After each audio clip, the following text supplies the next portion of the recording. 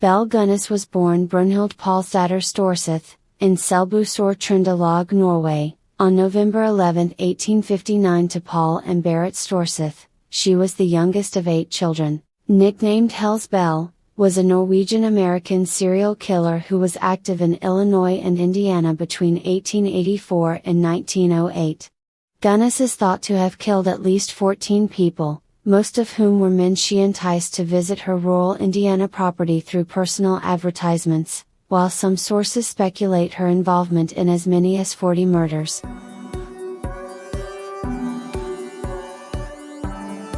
At age 14, Gunnes began working for neighboring farms by milking and herding cattle to save enough money for passage to New York City. She moved to the United States in 1881. When she was processed by immigration at Castle Garden, she changed her first name to Belle, then traveled to Chicago to join her sister, Nellie, who had immigrated several years earlier. In Chicago, while living with her sister and brother-in-law, Gunnes worked as a domestic servant, then got a job at a butcher shop cutting up animal carcasses. She was at least 5 feet 7 inches, 170 centimeters, and weighed around 95 to 113 kilograms and around 210 to 250 pounds and was physically strong and masculine in appearance. Gunnes married Mads Sorensen in 1884. The couple owned a candy store which later burned to the ground. Their home had also burned down, and both instances granted the couple insurance payouts. 2 babies in Gunnes' home died from inflammation of the large intestine, which can result from poisoning. She had insured both of the children and collected a large insurance check after each death. Neighbors gossiped about the babies, since she never appeared to be pregnant. Sorensen had purchased 2 life insurance policies. On July 30, 1900, both policies were active at the same time, as one would expire that day and the other would enter into force. Sorensen died of cerebral hemorrhage that day. Gunnes explained he had come home with a headache and she provided him with quinine powder for the pain. She later checked on him and he was dead. She collected money from both the expiring life insurance policy, and the one that went into effect that day, making a total of $5,000. With the insurance money, she moved to Lawport, Indiana, and bought a pig farm. Belle married Peter Gunnes on April 1, 1902. The following week, while Peter was out of the house, his infant daughter died of unknown causes in Belle's care. Peter died 8 months later due to a skull injury. Belle explained that Peter reached for something on a high shelf and a meat grinder fell on him, smashing his skull. The district coroner convened a coroner's jury, suspecting murder, but nothing came of the case. Belle collected $3,000 insurance money for Peter's death. She began placing marriage ads in Chicago newspapers in 1905. One of her ads was answered by a Wisconsin farmhand, Henry Gerold. After traveling to Lawport, Gerold wrote his family, saying that he liked the farm, was in good health, and requesting that they send him seed potatoes. When they failed to hear from him after that, the family contacted her. She told them Gerold had gone off with horse traders to Chicago. She kept his trunk and fur overcoat. Her criminal activities came to light in April 1908, when the Gunnes farmhouse in Lawport, Indiana burned to the ground.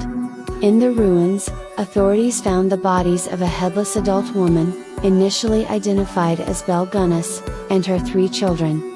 Further investigation unearthed the partial remains of at least 11 additional people on her property. After the fire at the Gunnes homestead led to the discovery of bodies believed to be Gunnes and her children, Lawport police authorities were contacted by Asle Helgelien, who had found correspondence between his brother, Andrew Helgelien, and Gunnes.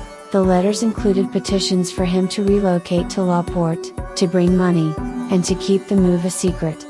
A visit by Asle Helgelien to the Gunnes farm with a former hired hand, led to attention being paid to soft depressions in what had been made into a pen for hogs. After briefly digging one of the depressions in the lot, a gunny sack was found that contained 2 hands, 2 feet, and 1 head.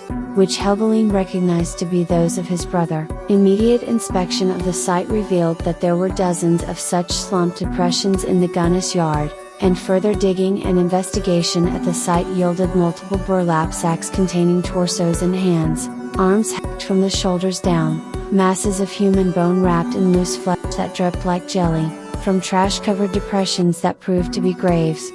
In each case, the body had been butchered in the same manner, the body decapitated, the arms removed at the shoulders, and the legs severed at the knees. Blunt trauma and gashes characterized the skulls that were found that had been separated from the bodies. After finding the parts of 5 bodies on the first day, and an additional 6 on the second, some in shallow graves under the original hog pen, others near an outhouse or a lake, the police stopped counting. With these discoveries, the perceptions of Belle Gunnes, as reported in newspaper descriptions of a praiseworthy woman, dying in the fire that consumed her house, in a desperate attempt to save her children, were reassessed. Despite the initial success with the identification of Andrew Helbeline, and despite the fact that widening news coverage of the mass murders invited inquiries from families with men that had gone missing, most of the remains could not be identified. Ray Lamphere was Gunnes' hired hand and on and off lover. In November 1908, he was convicted of arson in connection with the fire at Gunnes' house. He later confessed that Gunnes had placed advertisements seeking male companionship, only to murder and rob the men who responded and subsequently visited her on the farm. Lamphere stated that Gunnes asked him to burn down the farmhouse with her children inside. He also asserted that the body thought to be Gunnes's was in fact a murder victim, chosen and planted to mislead investigators. The brother of one victim had warned Gunnes that he might arrive at the farm shortly to investigate his brother's disappearance. According to Lamphere, this impending visit motivated Gunnes to destroy her house, fake her own death, and flee.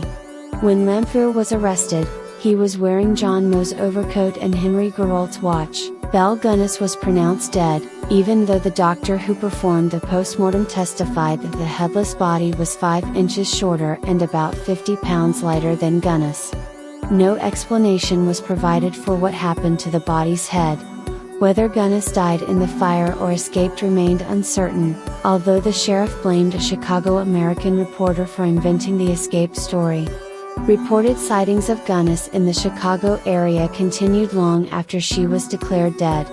At the time, police looked into reports of women suspected to be Belle, none of which led to her apprehension. In 2008, DNA tests were performed on the headless corpse in an attempt to compare the DNA in the corpse against a sample from a letter Gunnes had sent to one of her victims, but due to its age the sample was not able to be properly tested.